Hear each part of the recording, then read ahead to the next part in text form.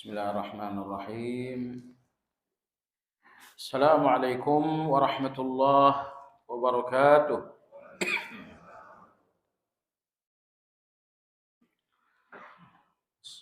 Innal hamdalillah nahmaduhu wa nasta'inuhu wa nastaghfiruh wa na'udzu billahi min shururi anfusina wa min sayyiati a'malina. Man yahdihillahu fala mudilla lahu wa man yudlil fala hadiya lahu. Wa ashhadu an la ilaha illallah wahdahu la syarika lahu wa ashhadu anna Muhammadan abduhu wa rasuluhu la nabiyya ba'dahu. Allahumma salli wa sallim ala Muhammad wa ala alihi wa ashabihi wa man ihtada bihadyihi wa istanna bisunnatihi ila yaumiddin. Ya ayyuhalladzina amanu ittaqullaha haqqa tuqatih wa la tamutunna illa wa antum muslimun. Kaum muslimin wal muslimat rahimakumullah. Kajian Madarijus Salikin pagi ini masih melanjutkan pembahasan tentang al-yaqazah, yang berarti kesadaran. Sadar adalah langkah awal seseorang mendapatkan hidayah. Kapan seseorang dinamakan sadar? Apabila ia menyadari tiga hal. Sadar yang pertama adalah sadar nikmat. Seseorang dinamakan sadar nikmat apabila dalam dirinya ada empat hal. Ini sudah berlalu. Kemudian sadar yang kedua adalah sadar dosa. Dan seseorang dinamakan sadar dosa dengan empat hal pula. Yang pertama,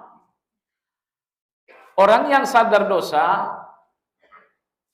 melihat dosa tidak sekedar pelanggaran, tapi sebuah bahaya dan kehancuran. Jadi kalau bagi Anda sebuah dosa hanya pelanggaran terhadap yang haram, ini sudut pandang orang yang belum sadar. Orang-orang yang benar-benar sadar, mereka tidak melihat dosa sebatas pelanggaran.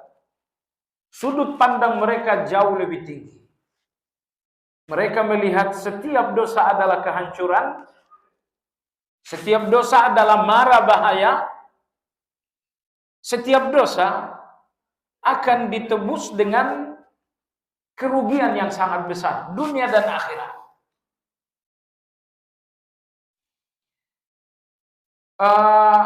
Riba sebuah dosa.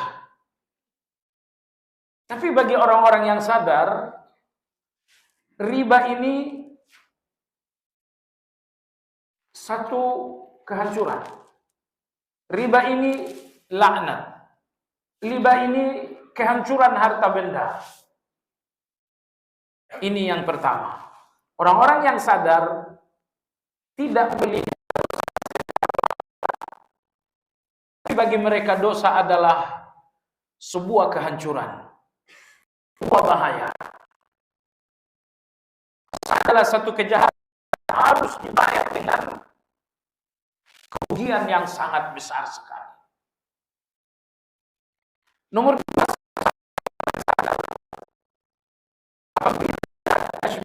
tadarukil faid. Bila telah ada kesungguhan untuk mengejar keterlambatan. Jadi Anda lihat, ternyata kita terlambat jauh dari orang lain. Salat malam kita terlambat. Tilawah kita terlambat. Dalam banyak hal kita telah terlambat.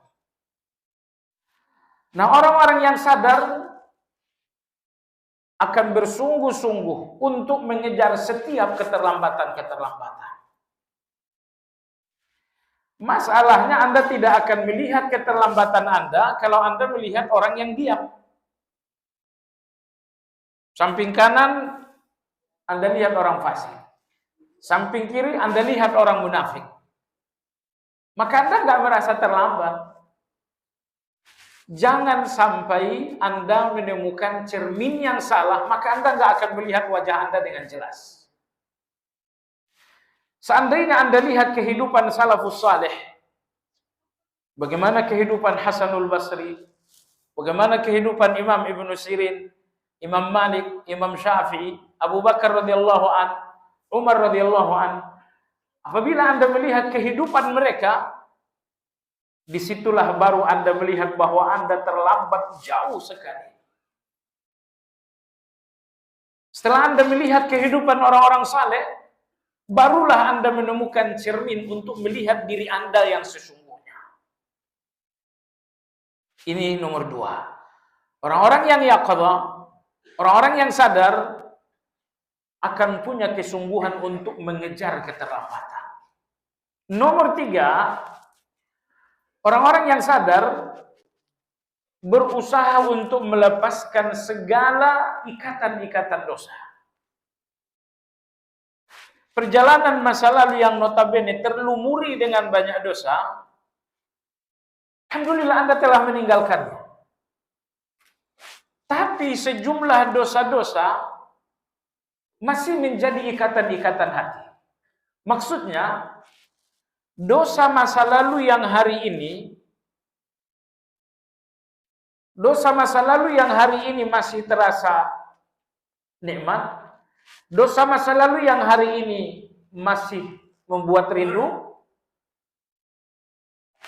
Artinya masih ada ikatan dosa tersebut.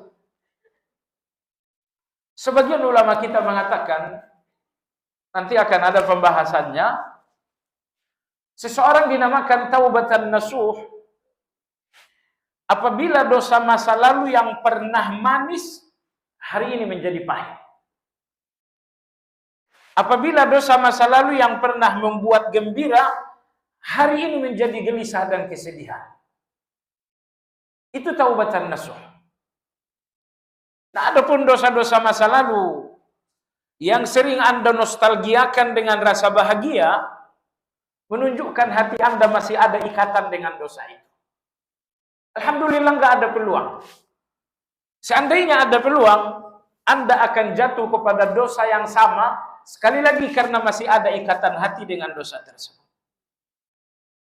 Jadi, setiap dosa yang belum terasa pahit, setiap dosa yang belum terasa benci, menunjukkan masih adanya ikatan hati dengan dosa. Nah, maka orang yang sadar, orang-orang yang yaqza, nomor 3 mereka berusaha melepaskan segala ikatan-ikatan dosa. Yang keempat, orang-orang yang sadar dosa. Yang keempat, ketika mereka berusaha untuk membersihkan diri. Ini diri dan ini hati telah terkotori, ternodai dengan banyak dosa-dosa. Maka bentuk keempat dari sadar dosa, apabila Anda telah bersungguh-sungguh untuk membersihkan dosa-dosa tersebut. Selanjutnya pada halaman 231, 232, 233, Imam Ibnu Qayyim rahimahullah berbicara tentang 10 atau 11 pembersih dosa. Alhamdulillah, ternyata catatan Imam Ibnu Qayyim dalam buku ini mengenai 10 atau 11 pembersih dosa. Ternyata ini beliau ambil sepenuhnya dari guru beliau Imam Ibnu Taimiyah rahimahullah. Karena 10 pembersih dosa dalam buku ini telah terlebih dahulu dibahas oleh sang maha guru Imam Ibnu Taimiyah dalam kitab Al-Iman Al-Awsat. Ibnu Taimiyah rahimahullah telah membahas ini juga dalam kitab Minhajus Sunnah yang terdiri dari 9 jilid. Imam Ibnu Taimiyah rahimahullah membahas ini juga dalam kitab beliau Majmu' Fatawa. Jadi Imam Ibnu Taimiyah sang maha guru membahas 10 pembersih dosa ini setidaknya 3 kali dalam buku-buku beliau. Nah, jadi kalau di sini Imam Ibnu Qayyim berbicara 10 pembersih dosa atau 11 pembersih dosa, ini salah satu warisan ilmu dari sang maha guru Imam Ibnu Taimiyah rahimahullah. Baiklah jamaah sekalian yang saya hormati, Anda bisa fokus 10 pembersih dosa, 4 di dunia, kemudian 3 di alam kubur. Itu sudah berapa? 7. Sisanya nanti di akhirat. Total semuanya adalah bisa 10, bisa 11. Nanti ada yang bisa digabung berarti 10, kalau tidak digabung berarti 11. Anda mau angka 10 atau 11? 10 aja biar cepat. Pembersih dosa yang pertama jamaah sekalian adalah taubat. Kita tidak panjang kalam tentang taubat ini karena nanti akan ada pembahasan yang panjang lebar tentang taubat dalam buku ini. Cukup Anda sampaikan kepada antum hadis Nabi SAW tentang keagungan taubat, bahwa tidak disebutkan kegembiraan Allah dalam Al-Quran dan hadis melainkan dalam hubungannya dengan taubat. Apakah ada dari Al-Quran dan hadis Allah bergembira dengan salat seseorang? Allah bergembira dengan zikir seseorang? Tidak ada. Sifat gembira berhubungan dengan taubat seorang hamba. Hadis sahih, lallahu afrahu bi taubatil 'abdi ala dhallati.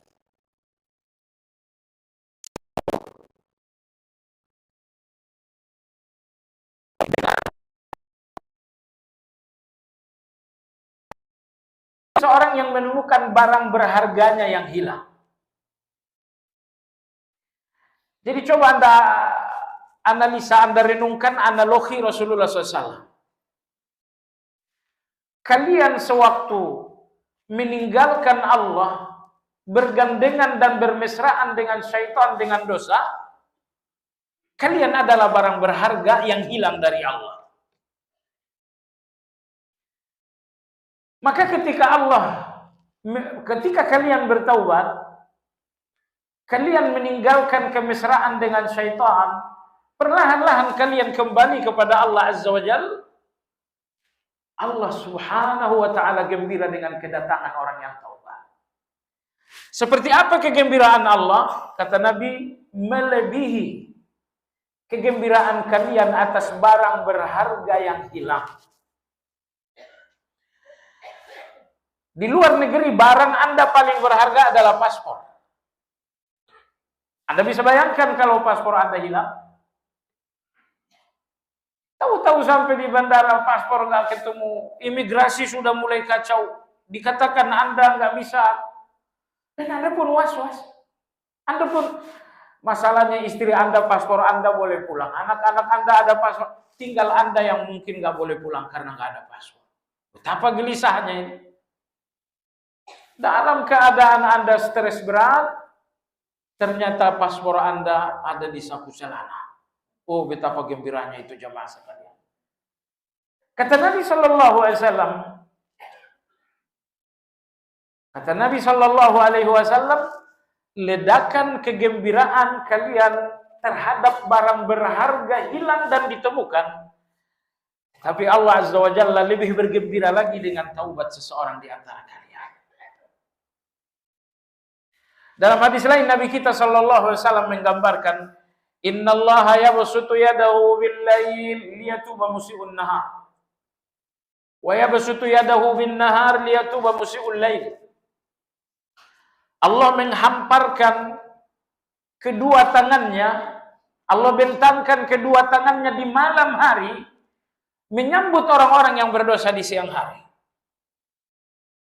Dan Allah Subhanahu wa taala membentangkan kedua tangannya di siang hari menyambut orang-orang yang berdosa di malam hari. Perhatikan orang yang datang ke rumah Anda. Kalau yang datang ini orang-orang biasa, Anda nggak membentangkan tangan. Paling-paling Anda senyum.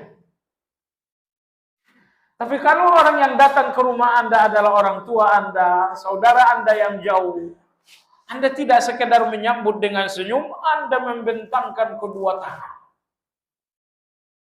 Menggapai dan merangkul. Subhanallahil azim. Nabi kita bercerita, Allah bentangkan tangannya di malam hari untuk pendosa-pendosa siang yang mau kembali kepada Allah.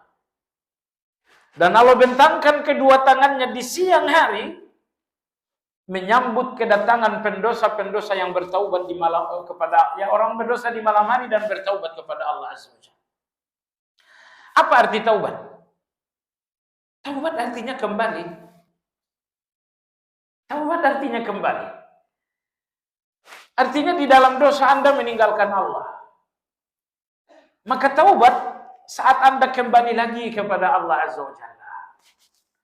Baik, inilah pembersih dosa yang pertama, yaitu taubat. Pembersih dosa yang kedua jamaah sekalian adalah istighfar. Istighfar ini sangat agung. Di antara keagungan istighfar, keagungan minta ampun kepada Allah Azza wa Jalla, bahwa nabi-nabi pun tidak henti-hentinya minta ampun kepada Allah. Nabi-nabi minta ampun, iya. Istighfar dalam agama kita memiliki dua fungsi. Terkadang istighfar ini berfungsi untuk menghapus dosa. Namun terkadang istighfar ini berfungsi untuk menutupi kekurangan-kekurangan Anda dalam kebaikan. Selesai salat, kata pertama Anda ucapkan adalah istighfar. Tentu istighfar Anda selesai salat bukan untuk menghapus dosa, tapi untuk menutupi kekurangan-kekurangan Anda dalam salat. Karena saat Anda memulai salat dan menyelesaikannya dengan salam, rasa-rasanya khusyuk Anda dalam salat itu hanya hadir di sujud terakhir saja. Hanya di sujud terakhir saja hati Anda hadir. Padahal Allah ingin sejak Anda takbir, hati ini sudah hadir untuk salat. Tapi hati ini baru hadir di sujud terakhir. Artinya Anda tidak memberikan hati Anda untuk salat. Anda tidak memberikan khusyuk hati itu untuk salat. Ini kekurangan. Maka begitu Anda salam, segera tutup kekurangan. Ucapkan astagfirullah. Anda lihat dalam agama kita diajarkan sejumlah ibadah-ibadah agar ditutup dengan istighfar. Antara lain salat. Hadis Thauban radhiyallahu an, beliau mengatakan kana Nabi sallallahu alaihi wasallam idza faragha min as-shalah istaghfara thalathan wa qala Allahumma antas salam wa minkas salam tabarakta ya dzal jalali wal ikram. Thauban berkata, apabila Rasulullah sallallahu alaihi wasallam selesai salat, beliau istighfar 3 kali. Setelah itu beliau langsung membacakan Allahumma antas salam wa minkas salam tabarakta ya dzal jalali wal ikram. Anda lihat di sini bagaimana salat harus ditutup dengan istighfar dalam rangka menutupi kekurangan-kekurangan ada dalam salat.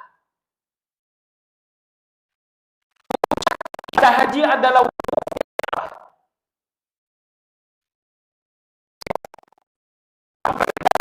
dari Arafah ke Muzdalifah.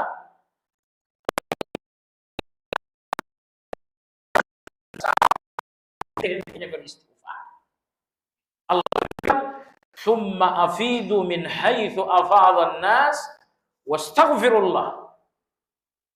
Artinya, bertolaklah dari Arafah menuju Muzdalifah, janganlah kalian henti-hentinya beristighfar. Nah, dalam ayat ini kita lihat Allah menginginkan agar puncak ibadah haji tersebut Anda tutup dengan istighfar. Menuntut ilmu ibadah yang sangat agung. Anda pun diperintahkan menutup proses menuntut ilmu ini dengan istighfar. Subhanakallahumma wa bihamdika asyhadu an la ilaha illa anta astaghfiruka.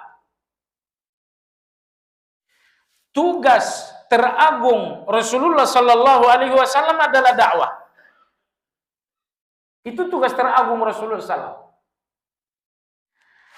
Dan setelah beliau menuntaskan tugas tersebut, beberapa bulan jelang beliau kembali kepada Allah Azza wa Jalla, Allah perintahkan beliau menutup tugas dengan istighfar. Allah berfirman, "Fasabbih bihamdi rabbika wastaghfirhu innahu kana tawwaba." Salat malam yang sangat agung itu Allah perintahkan pula agar Anda menutupnya dengan istighfar. Dalam 2 ayat Al-Quran, salah satunya ayat 17 surat Al-Imran. Allah berfirman, "Wal mustaghfirina bil ashar." Dan mereka-mereka yang beristighfar di waktu sahur. Maka ayat ini pelajaran, jamaah sekalian, selesai Anda salat witir, pastikan ada jeda waktu 10-5 menit jelang azan. 10-5 menit ini tidak usah Anda gunakan untuk bertilawah. Tilawah Anda baik, namun yang lebih baik agar Anda terus menerus istighfar. Astaghfirullah wa atubu ilaih. Allah ingin jelang sahur, Allah ingin mendengarkan suara Anda istighfar. Kalau Anda ingin bertilawah nanti, jam 7, jam 8, ambillah mushaf, tilawahlah sampai zuhur. Itu pun kalau berkenan. Kalau ada waktu, kalau sempat. Ada pun beberapa waktu, beberapa saat menjelang subuh, yang paling Allah inginkan dari suara Anda, bahwa suara Anda menyebut nama Allah dalam istighfar. Astaghfirullah, astaghfirullah. Anda tahu kenapa jamaah sekalian? Karena astaghfirullah mengandung 2 keagungan. Keagungan yang pertama, dengan istighfar Anda mengakui kesempurnaan Allah, Anda mengakui kemahabaikan Allah sebagai yang maha pengampun. Nomor 2, dengan istighfar tersebut Anda pun mengakui bahwa saya ini orang yang jahat. Dengan istighfar itu Anda sedang mengakui Allah, saya ini penjahat di depan. Saya ini orang yang kotor di depan. Maka dalam istighfar terkandung pengakuan seorang hamba tentang kesempurnaan dan kemahabaikan Allah, dan dalam istighfar juga terdapat pengakuan hamba tentang dosa dan kejahatan-kejahatan. Nah, ini semua menunjukkan bahwa semua kebaikan hendaknya ditutup dengan istighfar. Nggak jadi salah Anda selesai bertilawah, Anda selesai tilawah misalnya, Anda tutup dengan istighfar. Kenapa? Karena istighfar setelah kebaikan bertujuan untuk menutupi kekurangan-kekurangan Anda dalam kebaikan tersebut. Nabi-nabi alaihi wassalatu wassalam, orang-orang yang sangat bersemangat dalam banyak-banyak minta ampun kepada Allah. Nabi yang paling mulia adalah Nabi kita. Dalam satu majelis beliau beristighfar sebanyak 70 kali. Dan dalam sehari beliau sallallahu alaihi wasallam beristighfar sebanyak 100 kali. Baik. Di urutan yang kedua, Nabi yang paling mulia adalah Ibrahim alaihi salam. Tapi Nabi Ibrahim yang juga Rasul, yang juga ulil azm, yang juga Khalilullah, juga minta ampun kepada Allah.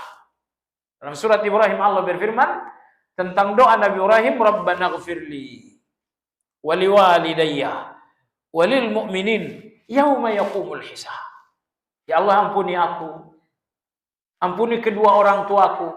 Saat itu Allah belum melarang beliau berdoa untuk orang tua. Yang ketiga, walil mu'minin, berikan pula ampunmu terhadap orang-orang yang beriman. Jadi jangan pelit-pelit juga lah dalam minta ampun. Ya Allah, ampuni aku, ampuni pula orang tuaku, titik. Oh, jangan titik dulu. Sambung satu lagi. Ampuni pula orang-orang yang beriman. Nomor 2, Nuh alaihi salam seorang nabi, seorang rasul, seorang ulul azm. Beliau pun minta ampun kepada Allah. Rabbi ghfirli waliwalidayya waliman dakhala baitiya mu'mina walil mu'minina wal mu'minat. Ya Allah, ampuni aku, ampuni kedua orang tuaku, ampuni pula orang-orang yang memasuki rumahku dengan keimanan. Yang keempat, ampuni juga orang-orang mukminin dan mukminat. Yang terasa janggal nomor 3. Ya Allah, ampuni pula orang-orang yang memasuki rumahku dengan keimanan. Apa maksudnya? Karena tidak semua orang yang memasuki rumah Nabi Nuh beriman. Karena salah satu anaknya justru kafir. Beliau punya anak sebanyak 4 orang. Sam, Ham, Yafith, Kan'an. 3 beriman, 1 kafir. Maka dalam doa beliau mengatakan, ya Allah, ampuni aku, ampuni kedua orang tuaku,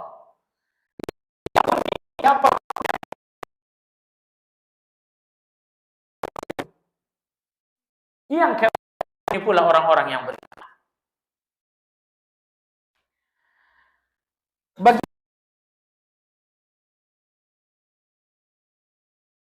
ampun, kalimullah, orang yang diajak oleh Allah berbicara. Rabbighfirli wa adkhilna fi rahmatik wa anta arhamur rahimin. Ya Allah, ampuni aku, ampuni juga abangku Nabi Harun. Wa adkhilna fi rahmatik, masukkan kami berdua ke dalam kasih sayang. Wa anta arhamur rahimin, karena engkaulah yang paling penyayang. Nah, jadi Anda lihat di sini keagungan istighfar, bahwa nabi-nabi sekalipun memperbanyak minta ampun kepada Allah Azza wa Jalla. Oleh sebab itu jamaah sekalian, penghapus dosa yang kedua, pembersih dosa yang kedua adalah Anda beristighfar terus menerus. Anda istighfar terus menerus, jangan berhenti. Ada satu hadis, hadis ini riwayatnya dhaif tapi maknanya sahih. Riwayatnya dhaif tapi maknanya sahih. Disebutkan dalam hadis tersebut, man lazimal istighfar, siapa orang yang tidak henti-hentinya beristighfar, ja'alallahu lahu min kulli hammin faraja wa min kulli dhiqin makhraja wa razaqahu Allahu min haitsu la yahtasib.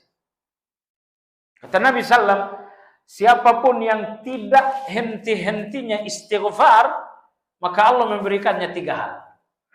Pertama, Allah akan berikan kelapangan di dalam kegelisahannya. Allah berikan kelapangan di dalam kesempitannya. Nomor 2, Allah akan berikan kebahagiaan di dalam kesedihannya. Dan yang ketiga, Allah akan memberikannya rezeki yang enggak pernah diduga-duga. Saya kira 3 hal ini yang membuat darah tinggi Anda naik.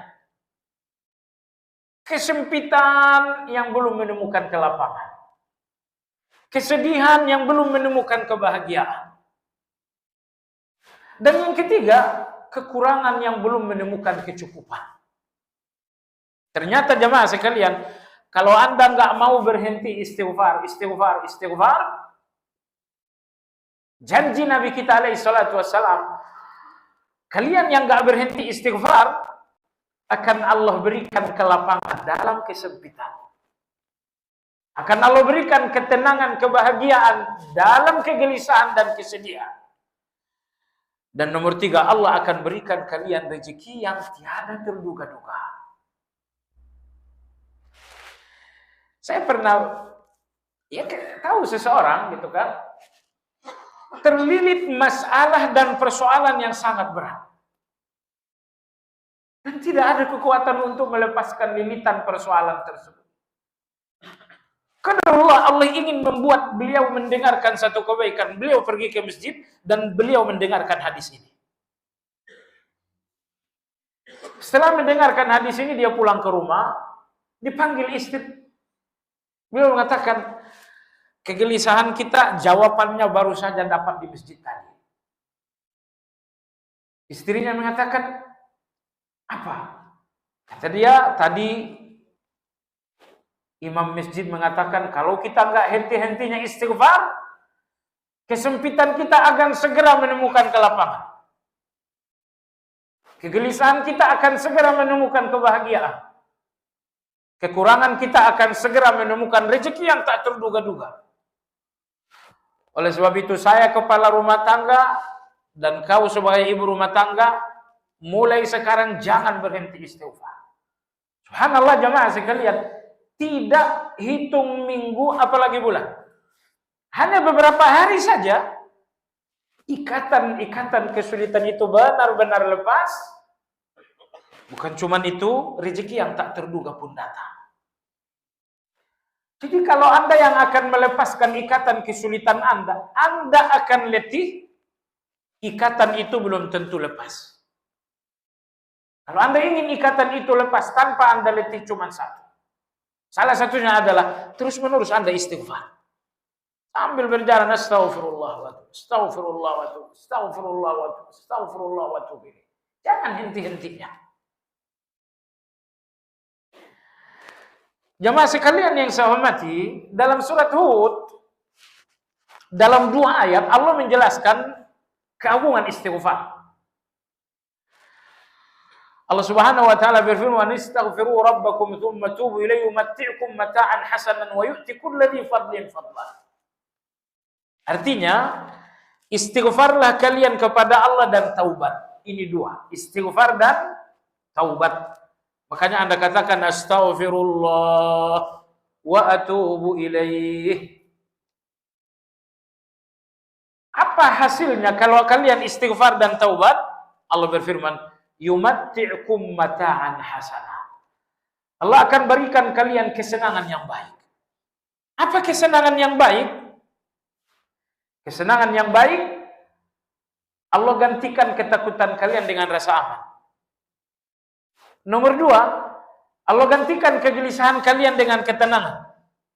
Nomor 3, Allah gantikan fakir kalian dengan kecukupan. Kegelisahan diganti oleh Allah dengan kebahagiaan. Ketakutan diganti oleh Allah dengan rasa aman. Kekurangan dan kemiskinan diganti oleh Allah dengan kecukupan. Makanya kalau Anda termasuk orang yang sedang gelisah, kemungkinan istighfar Anda kurang. Begitu juga saya. Di setiap Anda temukan gelisah, oh, berarti Anda sudah agak sedikit beristighfar. Astagfirullah wa atubu ilaih. Astagfirullah wa atubu ilaih. Dan yang luar biasa, masih disebut astagfirullah wa atubu ilaih membuahkan kesehatan. Nabi Hud berkata kepada umat, wa ya qaumi astaghfiru rabbakum thumma tubu ilaihi yursilis ila quwwatan ila quwwatikum. Hai kaumku, ucaplah tubu ilaihi. Niscaya Allah akan turunkan air hujan yang deras untuk kalian. Wa yazidukum quwwatan ila quwwatikum. Dan Allah akan menambah kekuatan terhadap tubuh kalian. Jadi kalau tubuh kalian telah lemah dengan penyakit, atau lemah disebabkan karena capek, ayat ini memerintahkan Anda agar banyak istighfar. Astaghfirullah wa atubu ilaih. Astaghfirullah wa atubu ilaih. Baiklah jamaah sekalian yang saya hormati. Nah, jadi astaghfirullah wa atubu ilaih adalah penghapus dosa yang kedua. Kapan waktu yang paling agung istighfar? Tadi kita udah sebutkan. Kapan itu? Sebelum sahur. Ini waktu yang paling ampuh, paling agung untuk Anda beristighfar. Makanya keliru, selesai tahajud, selesai witir, kemudian Anda ambil mushaf, baca dulu setengah juz, 1 juz. Apa yang Anda lakukan baik, kelirunya karena Anda meninggalkan yang lebih baik, yaitu istighfar. Duduk jamaah sekalian, astagfirullah wa atubu ilaih. Tapi jangan pakai ngantuk ya. Kalau istighfar Anda pakai ngantuk, hasilnya nanti ngantuk juga. Baik jamaah sekalian yang saya hormati.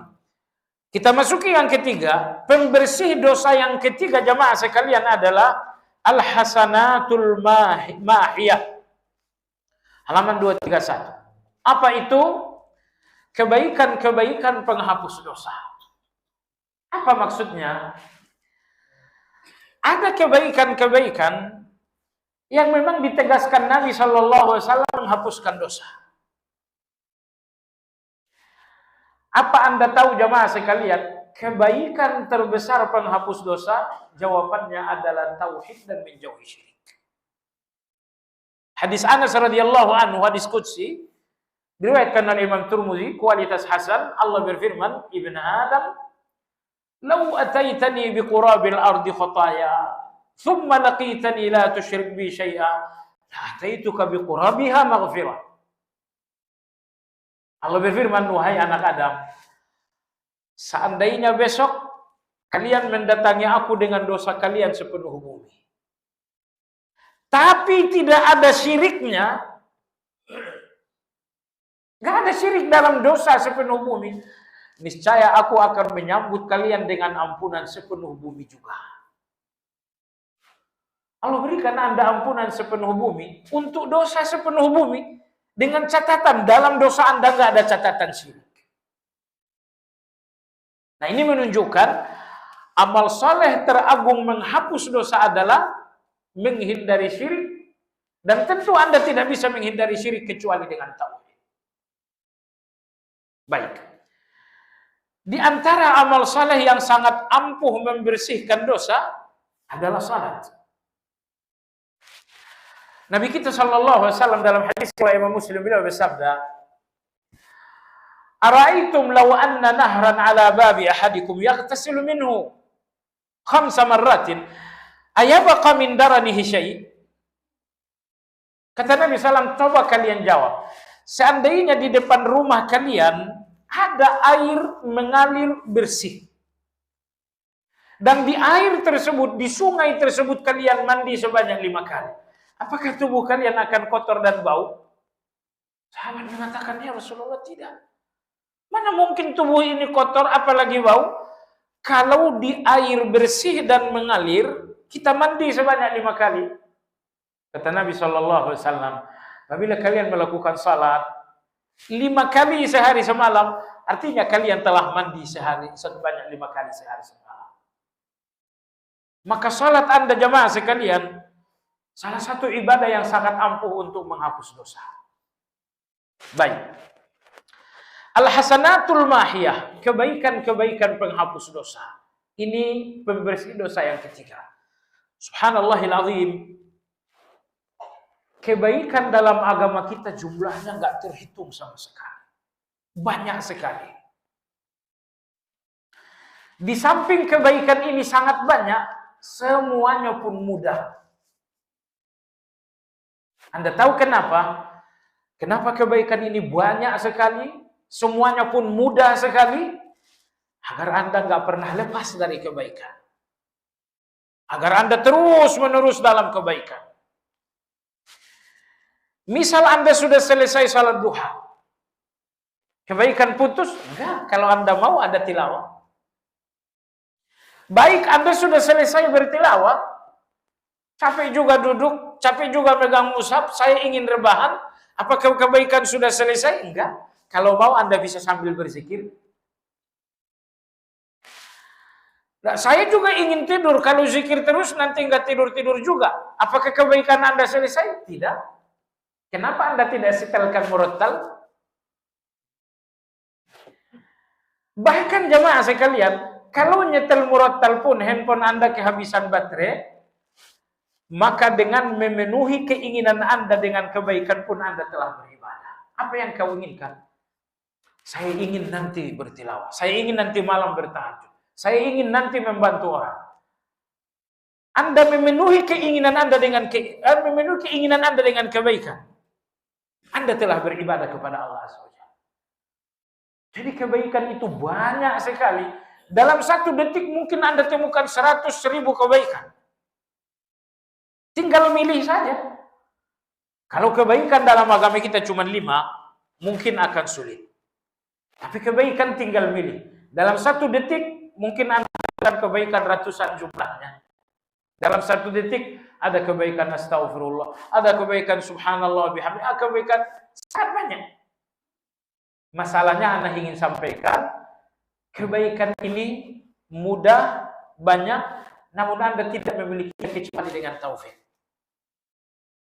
Anda tidak memilikinya kecuali dengan taufik. Bilal bin Rabah radhiyallahu anhu, Nabi panggil Nabi SAW bersabda, ya Bilal, inni sami'tu syaqqa na'lika fil jannah. Wahai Bilal, aku mendengarkan gesekan sendalmu di surga. Apa yang kamu lakukan? Bilal mengatakan, ya Rasulullah, setiap selesai wudu, saya menyambungnya dengan 2 rakaat wudu.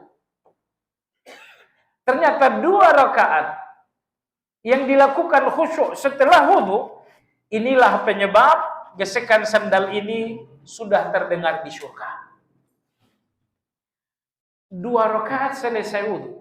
Apa ada orang yang mengatakan itu berat? Enggak berat. Pertama, dia tidak mengambil waktu yang banyak. Yang kedua, dia tidak mengambil tenaga yang banyak. Jadi 2 rakaat setelah selesai salat berwudu tidak membutuhkan waktu lama dan tidak membutuhkan tenaga. Anda tak perlu keringatan. Betapa mudahnya itu. Tapi karena tidak ada taufik, jarang-jarang Anda melakukannya. Tadi saya katakan, semua kebaikan itu banyak, tinggal milih saja, semuanya pun mudah, tinggal melaksanakan saja. Tapi kalau Allah nggak berikan taufik, Anda tetap nggak sampai kepada kebaikan yang manapun. Kebaikan-kebaikan menghapus dosa bukan cuma kebaikan antara Anda dengan Allah Subhanahu wa taala. Kebaikan-kebaikan Anda kepada manusia juga menghapuskan dosa. Riwayat Imam Muslim tentang seorang yang selalu menghapuskan utang orang lain. Ini seorang pedagang, tapi dia sebagai orang kaya punya kebiasaan yang unik, mempiutangkan orang-orang susah. Kalau sudah sampai pada waktu pembayaran jatuh tempo dan tidak bisa bayar, itu diputihkan, dianggap lunas. Ini yang menjadi kebiasaan laki-laki ini.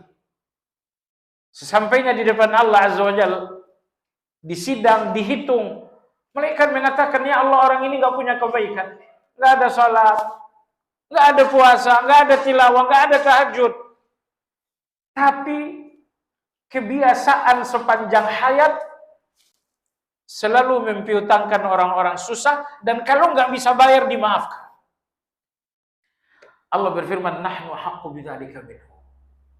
Kalau dia memutihkan hutang piutang orang, kita dan saya lebih berhak untuk memutihkan segala kekeliruannya. Masukkan ke surga. Jadi Anda lihat dalam hadis ini, kebaikan Anda kepada orang termasuk penghapus dosa.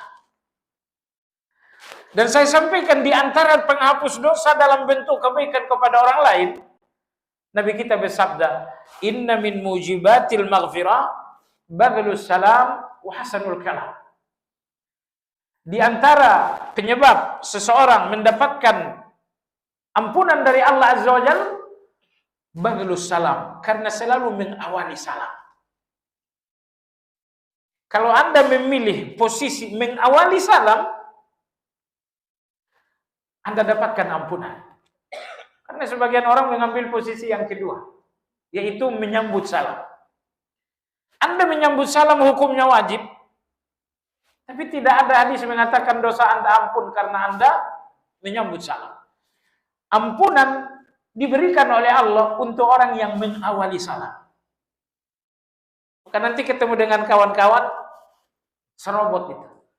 Jangan lahan orang yang diserobot. Salam ini Anda serobot, saya duluan. Nomor 2, penyebab seseorang diampuni oleh Allah. Mungkin Anda nggak ngebayang nomor 2 ini. Apa itu? Wahasanul kalam. Selalu bicara baik dengan orang. Ternyata keramahan Anda kepada orang lain, ternyata kata-kata lembut Anda kepada orang lain, ini semuanya membersihkan dosa. Maka nanti tidak usah jaim-jaim sama orang. Jangan jaim. Mungkin Anda direktur utama dan ini cuman pegawai rendahan di kantor Anda. Jangan jaim. Nabi bersabda, keramahanmu, kata-kata lembutmu adalah penghapus dosa. Hudzaifah bin Yaman radhiyallahu anhu punya kelemahan. Beliau mengatakan, ya Rasulullah, inni dzarabul lisan wa inna ammata dzalika li ahli. Ya Rasulullah, saya ini orang yang sering bicara kasar, sering marah-marah. Dan orang yang selalu saya marahi adalah istri saya sendiri. Ada yang begitu enggak? Coba angkat tangan kalau berani. Ya Rasulullah, saya ini sering ngomong kasar, sering marah-marah. Dan yang sering mengalami hal itu adalah istriku sendiri. Ya Rasulullah, apa solusinya? Gak usah lanjut ya. Kata Nabi SAW, wahai Hudzaifah, aina anta minal istighfar? Kata Nabi SAW, wahai Hudzaifah, di mana engkau tempatkan dirimu dari istighfar? Artinya, istighfarlah yang lebih banyak lagi. Kalau hari ini misalnya Anda ngomong kasar kepada istri 1 kali, istighfar sebanyak 100 kali. Baik jamaah sekalian.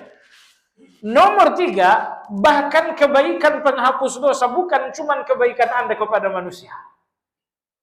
Bahkan kebaikan Anda kepada binatang sekalipun menghapuskan dosa. Anda ingat kisah pelacur? Pelacur memberikan air kepada seekor binatang, binatang haram pula. Ternyata kesalahannya kemudian dihapuskan oleh Allah Azza wa Jalla. Maka penghapus dosa yang ketiga adalah kebaikan. Kebaikan Anda kepada Allah, kebaikan Anda kepada manusia, bahkan kebaikan Anda kepada binatang, semuanya menghapuskan dosa-dosa Anda kepada Allah Azza wa Jalla. Jamaah sekalian yang saya hormati. Dalam hadis sahih Nabi dalam riwayat mauquf Ibnu Abbas radhiyallahu an berkata, ini terkait berbuat baik kepada manusia. Ini kita khutbahkan kemarin di Nur Iman. Ibnu Abbas berkata, "Sana'il ma'ruf wa illa muttaqina." Selalu berbuat baik kepada orang lain tidak jatuh kecuali bersandar. Suatu saat kan Anda akan jatuh. Yang sehat akan jatuh sakit. Yang punya uang boleh jadi jatuh bangkrut. Yang berjabatan boleh jadi jatuh pensiun. Suatu hari Anda akan jatuh. Tapi orang yang selalu berbuat baik tidak akan jatuh tersungkur, tapi akan jatuh bersandar. Maksudnya apa? Begitu Anda jatuh, Anda akan temukan ratusan ribuan tangan segera merangkul Anda. Begitu Anda jatuh sakit, datang pulang, ayolah saya kasihkan uang untuk kamu berobat. Begitu Anda jatuh dalam kesulitan, datang ke, enggak usah, nanti saya berikan uang, semuanya selesai. Orang-orang yang selalu berbuat baik tidak akan jatuh dengan tersungkur, tapi hanya akan jatuh dengan bersandar. Begitu Anda jatuh, Anda akan temukan sandaran-sandaran yang sangat banyak. Makanya jamaah sekalian, kalau Anda berpikir bahwa Anda nggak akan jatuh, nggak mungkin. Namun, kalau sepanjang hayat Anda berjuang, berbagi kebaikan kepada orang lain, percayalah, saatnya Anda jatuh, Anda tidak akan jatuh tersungkur, tapi Anda akan jatuh sambil bersandar. Subhanallahil azim, kadang-kadang ada seorang di ujung usia, sakit-sakitan, satu pun tidak ada yang peduli. Di mana anak yang seharusnya jadi sandaran? Di mana istri yang seharusnya jadi sandaran? Di mana keluarga yang seharusnya jadi sandaran? Ingat apa pesan Ibnu Abbas? Orang yang sepanjang hayat sungguh-sungguh berbuat baik kepada orang, saatnya nanti jatuh, dia tidak akan jatuh tersungkur, tapi dia akan jatuh sambil bersandar. Jamaah sekalian yang saya hormati, pembersih dosa yang keempat adalah musibah. Musibah. Musibah, semua yang membuat Anda gelisah dinamakan musibah. Apa yang membuat Anda gelisah, jamaah sekalian? Semua yang menjadi kegelisahan Anda dalam agama kita dinamakan musibah. Dan semuanya menghapuskan dosa. Semuanya menghapuskan dosa. Kapan itu? Kalau Anda bersabar dalam musibah. Kalau dalam musibah tiba-tiba Anda berubah menjadi singa yang mengaum kepada semua orang, oh, musibah Anda dua. Musibah Anda bahwa Anda mengalami musibah. Musibah yang kedua yang lebih buruk, bahwa Anda tadinya manusia tapi berubah menjadi singa. Paham maksud saya? Ada orang jamaah sekalian, begitu ada pikiran semua orang dimarahin. Semua orang mendekat dimarahin. Begitu ditegur orang, ngapain negur-negur gua loh? Orang tersenyum saja dia tersinggung. Ya, tersenyum ini paling juga ngeledekin. Nah, bersabarlah dengan musibah. Bersabarlah dengan segala ujian Allah. Karena yang Allah inginkan melalui musibah ini, apabila Anda bersabar, Anda akan dapatkan penghapus dosa. Jadi jamaah sekalian, inilah 4 penghapus dosa sepanjang hayat. Sisanya setelah Anda meninggal. Insya Allah akan kita lanjutkan pada pertemuan yang akan datang. Barangkali ada pertanyaan, dipersilakan.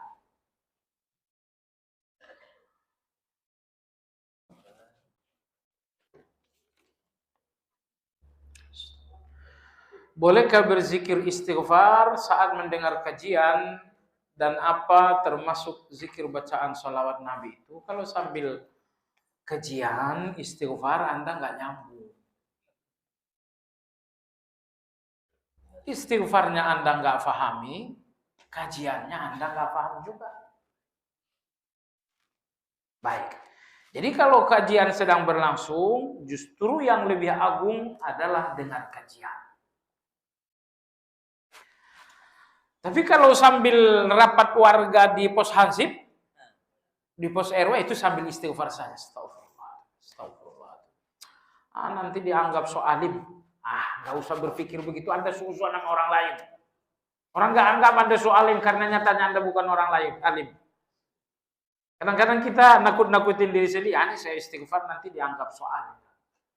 Jangan takut dengan itu jemaah sekalian. Lebih mulia mana antara istighfar dibandingkan salawat Nabi Shallallahu Alaihi Wasallam?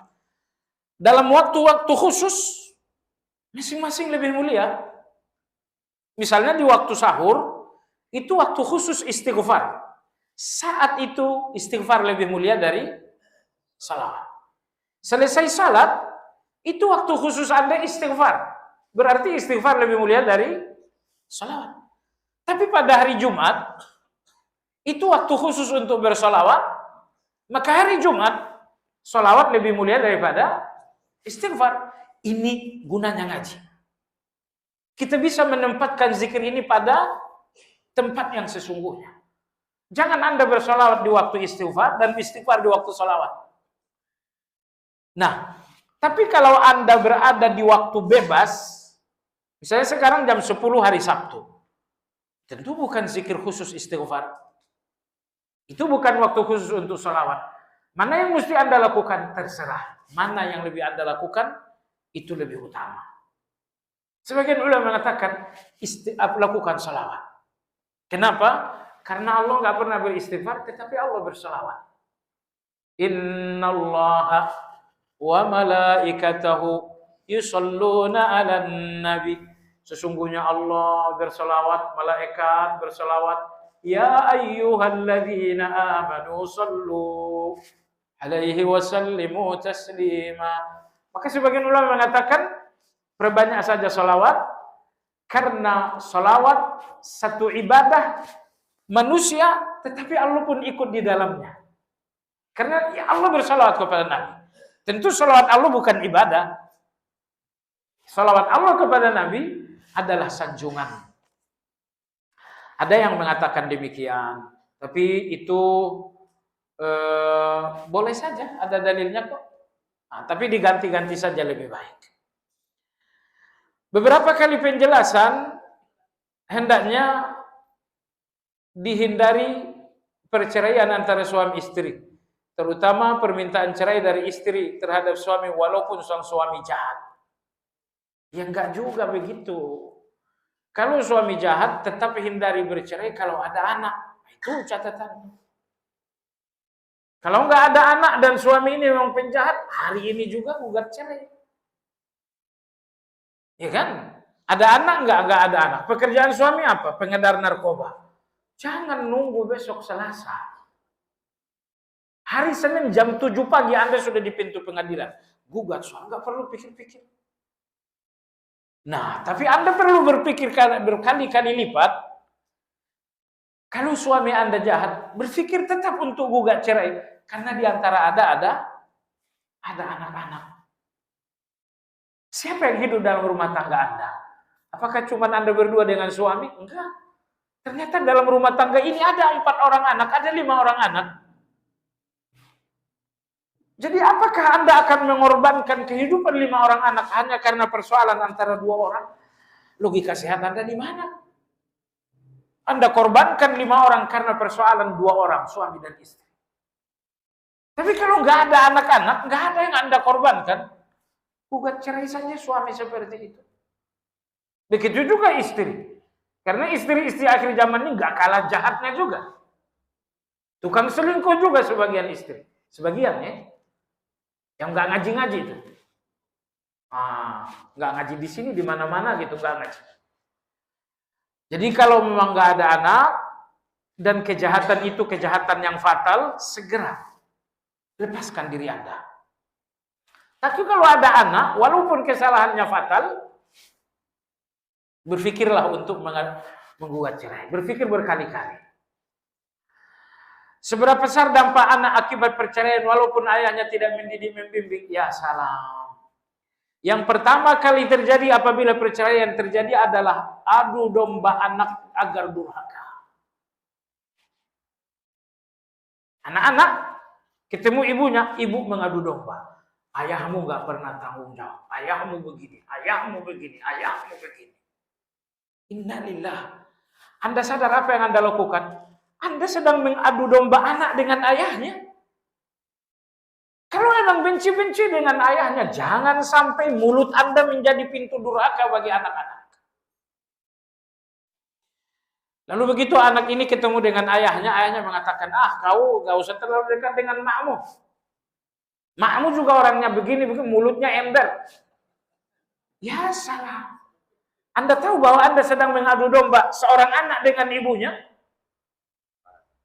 Yang pertama kali terjadi setelah perceraian, bahwa bahwa suami, bahwa istri saling berusaha mengadu domba anak dengan ayahnya dan ibunya. Innalillahi wa inna ilaihi raji'un. Baik, jadi fatal ya, sangat fatal. Anak saya sudah dewasa, tapi susah diajak salat berjamaah di masjid dan seringkali mengakhirkan salat. Bagaimana cara mengarahkannya? Sifat orang munafik dalam salat ada berapa jemaah sekalian? Sifat orang munafik dalam salat ada 5. 3 dalam Al-Quran, 2 dalam hadis. Jadi kalau Anda ingin mengenali saya munafik atau enggak, coba lihat dalam salat. Kalau di dalam salat Anda memiliki 5 sifat atau salah satu dari 5 sifat, ya Anda perlu kibarkan bendera kuning musibah besar bahwa Anda salah seorang munafik. Yang pertama, sifat pertama munafik dalam salat adalah malas. Sifat kedua, riya. Sifat yang ketiga, sholat tapi nggak ingat Allah sama sekali. Subhanallah. Dari sejak takbir sampai salam berapa kali dia menyebutkan nama Allah. Tapi dia nggak ingat tuh. Sholat tapi nggak ingat Allah sama sekali. 2 dalam hadis. Yang pertama mengakhirkan dan yang kedua terburu-buru.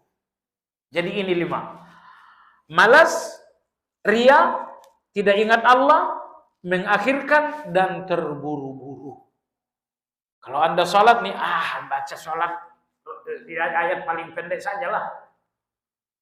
Begitu sholat nih, Al-Kautsar aja. Oh, kenapa Anda pilih Al-Kautsar? Buru-buru kah? Kalau Anda buru-buru dalam sholat ini munafik ini. Kalau Anda munafik pulang ke rumah kibarkan bendera kuning. Siapa yang mati? Katakan hati saya yang mati. Nah, ini ananda yang ditanyakan nih, mengakhirkan salat. Biasanya orang yang mengakhirkan tuh, itu kena 3 pasar berlapis. Mengakhirkan di situ ada malas. Mengakhirkan biasanya buru-buru. Ini 3 ini, satu paket ini. Karena malas, mengakhirkan, dan biasanya terburu-buru. Nah ini hati-hati ini jamaah sekalian. Bagaimana mengarahkan Anda? Pertama, Anda nggak boleh emosi. Anda marah boleh, emosi nggak boleh. Bedanya adalah kalau emosi disertai dengan kebencian. Dalam surat Taha Allah berfirman, wa'mur ahlaka bis-shalah wastabir 'alaiha. Perintahkan keluargamu salat dan bersabarlah. Kalau Anda merintahkan salat dengan sabar, Anda menyelesaikan masalah. Tapi kalau Anda perintahkan salat dengan emosi, Anda sedang nambah masalah. Perintahkan salat dengan sabar. Dan yang kedua ini bahwa Anda banyak-banyak berdoa. Rabbi ij'alni muqimas shalah wa min dzurriyyati. Rabbana wa taqabbal du'a. Ini doanya jangan lupa. Kalau kira-kira nih anak nggak berubah-ubah juga, tingkatkan doa. Ya Hayyu ya Qayyum, birahmatika astaghis, aslih auladi, la haula wa la quwwata illa billah. Ya Hayyu ya Qayyum, wahai yang maha hidup, Qayyum, wahai yang maha mengurus segalanya. Birahmatika astaghis, aku istighosah dengan kasih sayangmu. Aslih waladi, salehkan anakku. La haula wala quwwata illa billah. Sudah tidak ada kekuatan lagi kecuali kekuatan. Dan yang enggak kalah pentingnya, ini jangan dengar. Apa yang saya katakan 1, 2, 3 itu semuanya obat. Anda suruh, Anda doakan, ini obat. Tapi penyakit enggak sembuh dengan obat. Tapi harus jauhi pantangan juga. Anak Anda ini bermasalah, itu penyakit itu. Tips pertama, tips kedua yang saya katakan obat. Tapi obat enggak menyembuhkan penyakit kalau tidak dijauhi pantangan. Pantangan apa yang mesti Anda jauhi? 2 pantangan.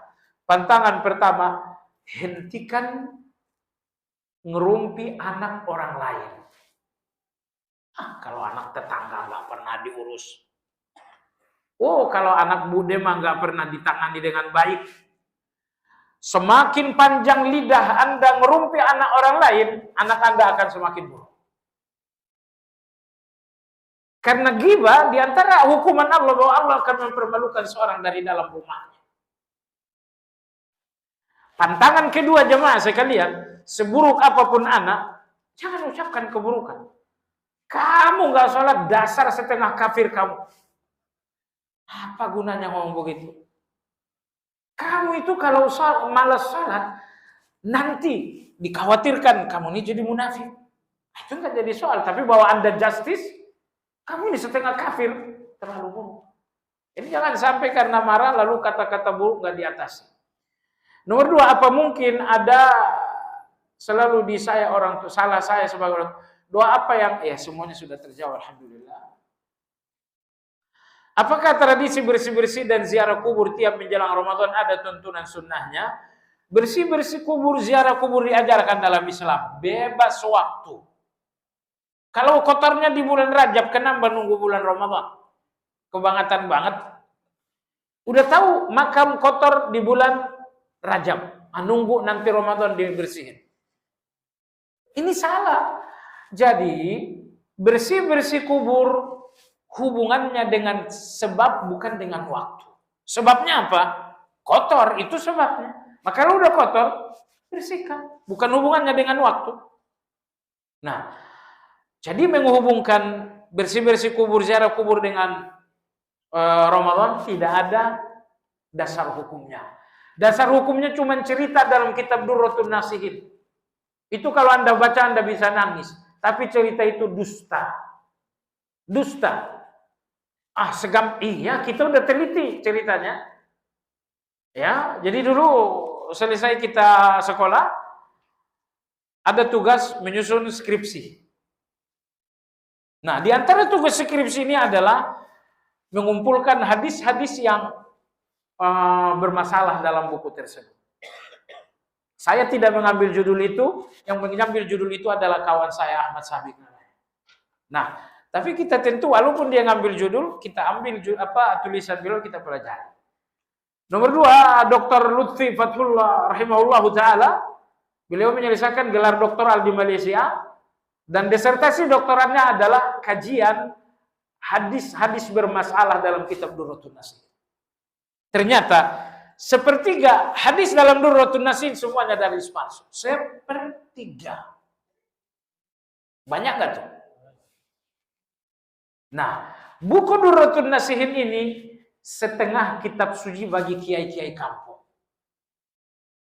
Saya pernah kiai kampung. Ya, saya pernah kiai kampung. Nah, kitab salah satu setengah kitab suci Durratun Nasihin ini. Nah, di situ diceritakan kalau bulan Ramadan bersihkan kubur, bersihkan rumah. Karena di tanggal pertama Ramadan nanti penghuni kubur akan datang ke rumah. Kalau rumah kotor, maka dia akan kembali ke kubur lagi dengan menangis-nangis. Ya itu sumbernya, saya katakan sumbernya, dan memang riwayatnya nggak ada sama sekali. Maka Nabi kita kadang-kadang ziarah tengah malam, Nabi kita ziarah. Tengah malam beliau ziarah. Ada yang berani ziarah tengah malam? Jika seorang muslim membersihkan makam orang tuanya, apakah termasuk berbakti kepada orang tuanya? Ya tentu termasuk berbakti. Karena nggak mungkin Anda ziarah kecuali disertai dengan doa. Seorang anak yang mendoakan orang tuanya yang sudah wafat dari jarak jauh akan berbeda nilai pahalanya jika dibandingkan mendoakannya di samping makamnya. Tidak. Yang menentukan doa ini adalah hati Anda. Hati Anda khusyuk, hati Anda ikhlas. Walaupun Anda doa dari tengah gedung putih, itu lebih bermanfaat daripada Anda berdoa di samping makam tapi dengan hati yang ngelamun. Hati. Seorang muslim yang memiliki anak yang sudah akil balik tapi lalai dalam sholatnya, kemudian jika muslim dikasih tahu agar menegur anaknya, maka dia berujar biar saja, mudah-mudahan nanti dapat hidayah. Apakah orang tua dibenarkan secara syar'i? Dapat hidayah dari siapa kalau Anda diam? Anda bicara dululah biar pintu hidayah itu terbuka. Nah, kalau Anda sudah bicara, pintu sudah terbuka, tinggal anak Anda masuk atau tidak. Tapi kalau Anda tidak bicara, pintu itu tertutup, bagaimana Anda mau masuk? Jadi setidaknya kalau Anda berbicara, Anda sudah membuka pintu. Tinggal anak masuk atau tidak. Tergantung gula-gula. Ya, kalau Anda kasih gula-gulanya, kamu kalau sholat, bulan besok kita segera lamar. Oh, itu segera lamar istri kamu itu cepat dia. Dengan berdalil bahwa penghuni kubur tahu jika ada orang yang datang kuburannya untuk berdoa, maka apakah dapat dikatakan seorang anak durhaka kepada orang tuanya semasa hidup jika anak itu minta maaf di atas kuburannya, maka apakah? Ya enggak lagi. Anda ke kubur, penghuni kubur tahu, iya. Karena gesekan sendal Anda pun didengar oleh mereka. Tapi sudah tidak ada hubungan lagi antara mereka. Mohon maaf, mohon maaf, mohon maaf, Anda minta maaf. Tapi dia udah wafat. Anda tidak dengarkan pernyataan bahwa dia memaafkan Anda. Jadi nggak bisa Anda minta maaf dengan cara seperti itu. Kalau Anda mau minta maaf, ya sedekah atas namanya dan lain-lain. Bila pada suatu acara, pemimpin acara memulai dengan membaca Al-Fatihah, apakah saya mengikuti dengan membaca Al-Fatihah juga atau diam saja? Kebiasaan orangnya. Kita mulai acara ini dengan bacakan Al-Fatihah. Apakah saya ikut atau tidak? Sesekali ikut, sesekali tidak.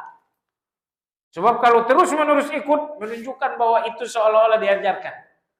Tapi kalau sesekali ikut, sesekali tidak, menunjukkan bahwa itu bukan sesuatu yang diajarkan. Oh, kamu kemarin ikut, hari ini tidak. Ya, memang tidak diajarkan. Makanya sesekali ikut, sesekali tidak. Itu kan? Insyaallah ta'ala demikian. Kita sudahi dengan zikir kafaratul majlis. Subhanakallahumma bihamdika asyhadu an la ilaha illa anta astaghfiruka wa atubu ilaik. Alhamdulillah rabbil alamin. Assalamualaikum warahmatullahi wabarakatuh.